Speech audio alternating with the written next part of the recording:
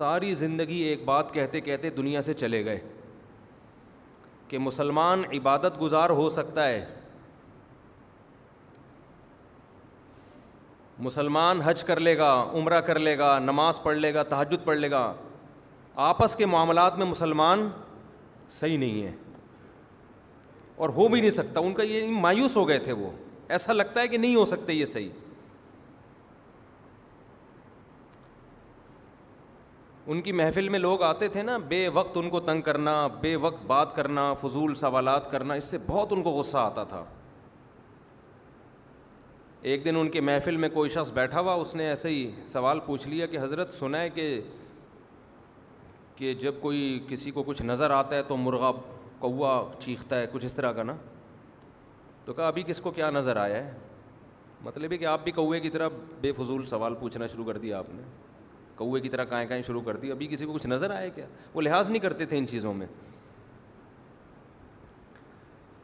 تو وہ ساری زندگی ایک ہی بات سکھاتے رہے کہ معاشرت، معاملات، آپ کے کسی عمل سے دوسرے کو تکلیف نہ ہو. 100 دفعہ سوچو، 100 دفعہ سوچو یہ کام کرنے سے پہلے.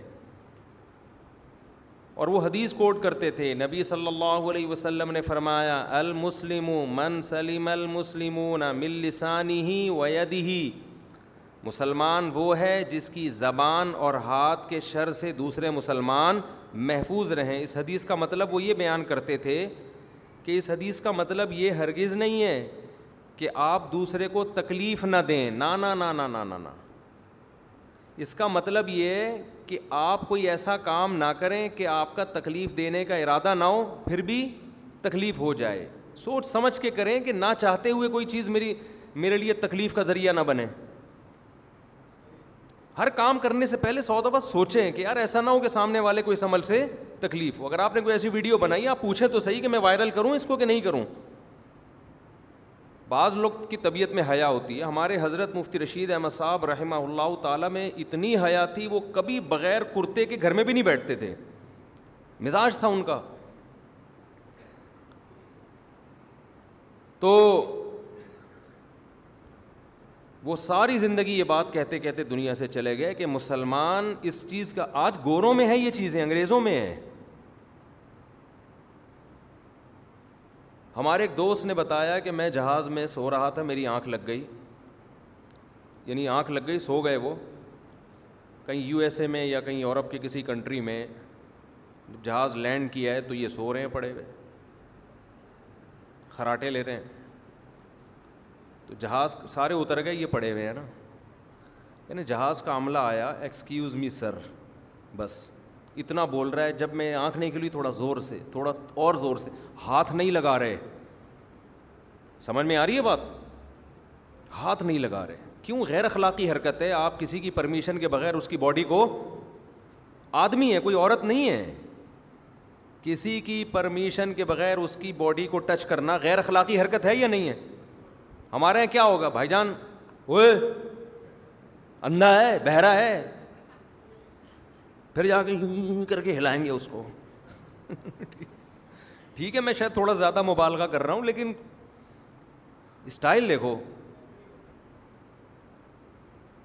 ہوئے ہوئے کر کے بات کریں گے. میں اپنا لاہور کا واقعہ سناتا ہوں نا. میں روڈ کے کنارے جا رہا تھا، ایک صاحب بیٹھے ہوئے. اچھا میں تو آگے آگے دیکھ کے ہی جاؤں گا نا. اب انہوں نے بائک تھوڑی سی ٹکرا دی مجھے. غصہ مجھے آنا چاہیے تھا، ابے میں آگے جا رہا ہوں تو پیچھے سے دیکھ. الٹا میرے اوپر برسنا شروع. اگے ہی اگے ویکھ رہا ہے، پچھوں ویکھدا ہی نہیں ہے. تو میں نے کہا پاگل ہے جو چلے گا آگے ویکھے گا پچھوں ہیں. جدھر کو جاؤں گا اتھے ہی ویکھوں گا نا. مجھے وہ تانا دینے لگے، اگے ہی اگے، اگوں ہی اگوں ویکھدا ہے، پچھوں ویکھدا ہی نہیں ہے. تو ابے تو اگے ویکھ، میں کیوں پیچھے ویکھوں، میں تو جا ہی اگے رہا ہوں.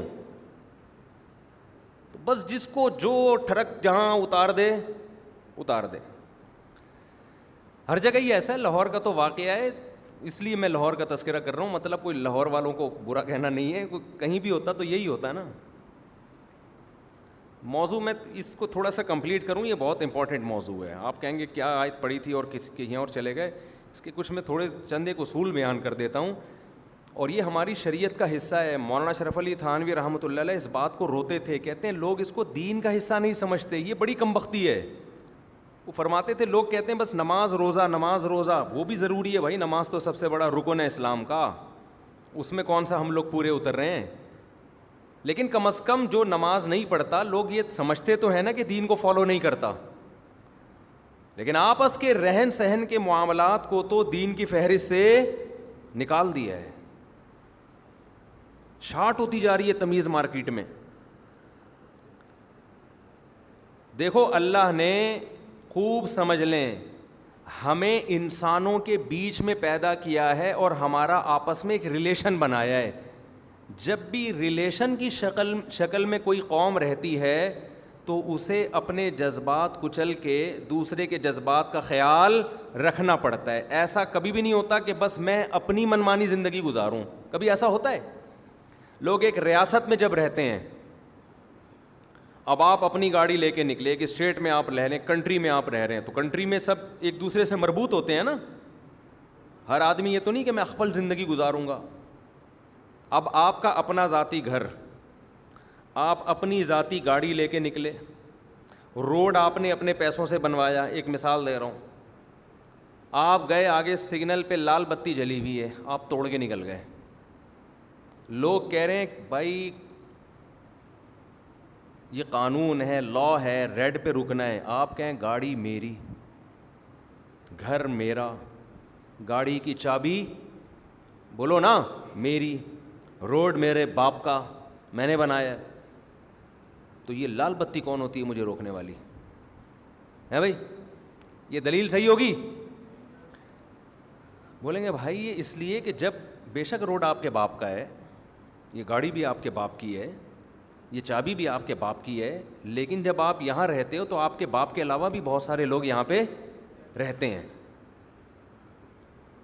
اور یہ روڈ پہ سب کو چلنے کا حق ہے. تو جب سب چلیں گے تو ٹکرائیں گے نا آپس میں. تو ایک مینجمنٹ ہے کہ بھائی ابھی تھوڑی دیر کے لیے یہ لوگ رک جائیں, ان کو جانے دیں, پھر وہ چلے جائیں, وہ رکیں گے, آپ جائیں گے.